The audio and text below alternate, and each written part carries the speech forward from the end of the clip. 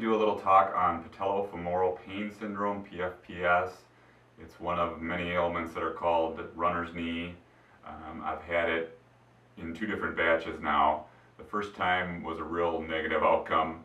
The second time was pretty good outcome so far. So I thought I'd kind of talk about like treatment and like how I identified it and that kind of thing, maybe help others. So the first time it happened was when I was a pretty newbie runner. I had run my first half marathon, then I ran my first marathon, and I kind of got hooked, and I was like in that really trying to improve as fast as I can stage, and overzealous stage. And as you can probably guess, I was running, I was training, I was trying to run every training run as fast as I could, basically. I was just pushing myself way too hard. And I wasn't following any, training regimen. I was just doing, I made up in my head that I was, I'd run like 5 miles, 7 miles, 5 miles, 7 miles, and then a long run on a Saturday. So I was doing about 50 miles a week-ish. And like I said, I was just trying to run as fast as I can for the duration that I was running. And so it started out with just a little bit, just right above the kneecap on the top part. And just kind of a minor thing, and I kept running on it. And I was like 5 weeks out from Grandma's Marathon in Minnesota, which was my goal race at the time. And I was just really, really wanted to run that because I was going to be able to do it in front of my home. My mom was going to be there. I'm from Minnesota originally, and I was just really motivated. I really thought I might be in BQ shape then, and I really wanted to run it. So stupidly, I kept pressing myself through it, and it kept getting worse. And I eventually got to the point where I was like, okay, my only shot, I'm going to try to rest it all week, but keep getting my long runs in to keep my endurance up to be able to run the race. And somehow the runner's knee kind of morphed into hamstring tendonitis, and each long run I tried to do, I had to get shorter and shorter because it would get to the point where like, okay, I gotta stop now. So it was, I think the biceps femoris tendon is what it was for me. It started hurting kind of in the back of the knee. So I think it was one of those overcompensation things where because my knee was gimpy, I was trying to use, I wasn't quite running, the form I should, and I strained that other tendon. And unfortunately for me, that was something that took a lot longer to rehab. So the moral of the story there is, be smart about it. If you're gonna have to change your gait, you should probably stop running. If it's something if you can run through it, you should be okay. It's not really an impact injury, at least when I've had it. I'm not a doctor by any means. Check with your doctor first, listen to what they say. If they tell you to stop running, stop running. But that's something I've learned the second time around. I've done a better job of kind of rehabbing and treating that and being smarter about that. So yeah, that was basically my first experience with it. It was a real bad thing because, like I said, I was limping for like 4 months, and I finally it kept getting better and better, but it was so slowly getting better that I finally broke down, and I was like, okay, I gotta go into physical therapy for this. And I went through physical therapy for months and months and months. They put me on maintenance so I could just basically go on my own and treat myself. I wasn't being actively treated really. But it took like a year before my knee kind of felt mostly back to normal. Like it took a long, long time. So that was, and needless to say, I lost basically any fitness I had. I had to start from square one. So that's how not to do it. If you get runner's knee, don't do what I did there by any means. So the second time around was kind of a totally different scenario. The first time around it was like a clear overuse injury because I was pushing myself so hard. It was kind of like a textbook case of runner's knee. When I looked it up online, I was like, yes, that's exactly how it feels. That's exactly where it hurts. I was like, there was no doubt in my mind. The second time around was really kind of weird because what happened was I was playing basketball with some coworkers, and I fell pretty hard onto the basketball court and hurt my left knee. it was just like a contusion, but it was really bad. Like I could barely walk. And so I had to take off like 8 days from running before I could start to run again. And then what happened is I ran, I think 2 days perfectly fine. I ran like a Wednesday and a Thursday, and then it must have happened Thursday because Friday morning is when I noticed a little bit of pain in my right knee, which was my good knee at that time. And it just kind of felt like a little bit of a bruise or something. I didn't take it very seriously. You know, it was just one of those things where, oh, that's a little, I wonder what I did there. It felt like, you know, maybe I just banged my knee on some furniture or something like that. And then I had a race, I think it was that Sunday, I believe, was the 10K up in Mount Pleasant. And so I kind of wanted to run that, and I was not real concerned with my knee yet. It wasn't real bad, so I ran that race. I think maybe, I can't remember for sure if it was the Monday after the race or the Tuesday after the race when I was like, okay, I'm going to have to take, this has gotten bad enough where I'm going to have to take it off. So I did that.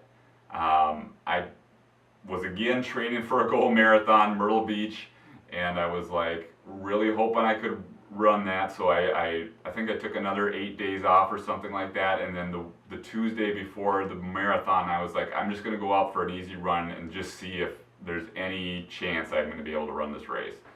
So I did that, and it was hurting. I completed like a 4-mile run, easy run. And I could do it. I didn't have to limp, but it was like awkward enough that I was like, I think I'm gonna have to pull the plug, which is what I eventually did. But then I broke down. I went to the doctor, and I was like, I wanted to make sure I was treating it right and that it wasn't something more serious and that my diagnosis was correct and all this kind of stuff. So I went to the doctor, and he actually gave me a great prognosis. He was like, I'm not going to tell you have to stop training or anything like that. And I was expecting him to say, don't run at all until it feels better, you know, is what I was expecting him to say. So I was like, oh, okay. So since then, I've basically been running on it and treating it very, very aggressively. I'm icing it all the time. I'm icing it at work. I'm trading one ice pack with another and putting that on there. And I'm, you know, taking a lot of anti-inflammatories. And the success story is that my right knee has gotten much better. I'm able to run on it now, and I thought everything was looking great up until last Friday, when I was taking an easy run, 14-miler, and in about the last quarter mile or so, my left knee, my knee that had been my good knee, felt just a little bit of a twinge, and I was like, ooh, I wonder what that was. And long story short, over this weekend, you know, Friday it was a little bit of a twinge. Saturday I was a little bit iffy for the race. I ran the Iron Dog 5K with it, and it held up fine. And it was even good enough that I ran a second run that day. And then Saturday I ran a 16-miler on it. And so I was like, well, maybe this thing is just a little hitch in the giddy up. But this morning, got up and didn't feel too bad, but at lunchtime I went for my easy run, and I just had to pull up after like half a mile because I was like, this is just hurting too much, and I feel like I'm going to have to alter my gait, you know. I was just like, okay, I got to be smart. As much as I hate to go back to rest and not keep up with my training, that's like what I got to do. So again, I'm trying to be smart with my left knee. My right knee, I think, is about maybe 90% back. It's not really causing me any pain when I run or anything like that. But when I lift my knee up to my chest, or, you know, really bend the knee at a steep angle, I can still feel that there's a little bit of sweat, you know, a little bit of inflammation there that causes a little bit of pain when I really bend it far.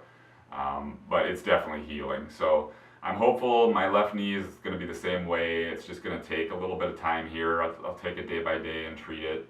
Like I said, how I've been treating it is with lots and lots of ice, keeping it ice, keeping it elevated, keeping it straight as much as I can.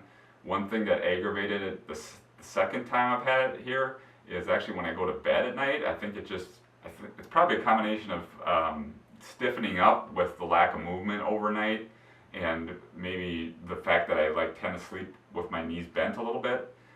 which is something that aggravates it in general.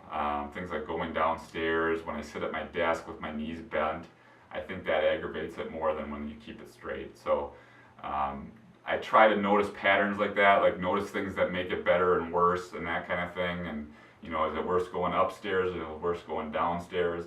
And if you notice things like that, that can even be helpful to your doctor to tell them that, because they can kind of identify what it is. And like when I went to the doctor, he checked all my tendons out. They're all strong. They're all fine. It's not anything stability-wise at all.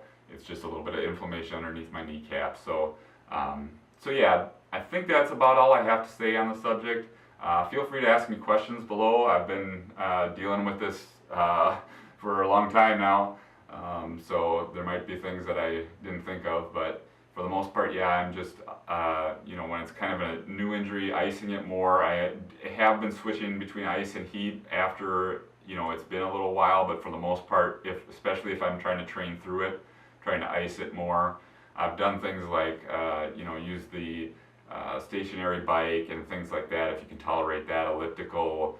I was gonna try to do water running, but my right knee had healed enough that I could do real running by then, so I didn't start doing that, but maybe that's what I'll do depending on how my left knee works. So if you can do anything, even like a hand bike or something, just to keep your cardio up, that's a good idea. And obviously that won't hurt your knees, but you kind of gotta, don't run through pain, especially if you're gonna have to alter your gait, because that's gonna complicate things. You're gonna get out of alignment with other joints, and it's just gonna compound itself, so don't do that. And of course, check with your doctor.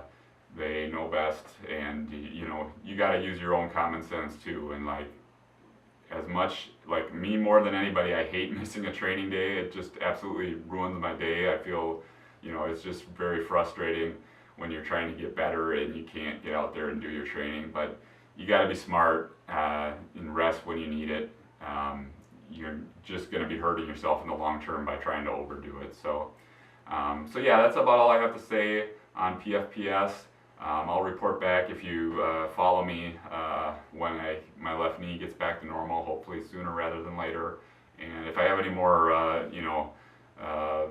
updates on, what happens from now on, maybe I'll do another video. But just kind of want to do that ramble on PFPS, Patellofemoral pain syndrome, aka runner's knee. Also be aware there are several things called runner's knee, so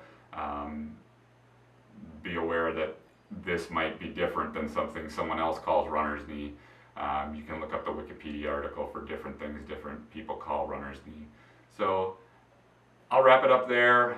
Subscribe if you like the content. I'll be back with more content soon, and wish me luck getting healthy again, and I wish you luck if you're dealing with that. And thank you very much.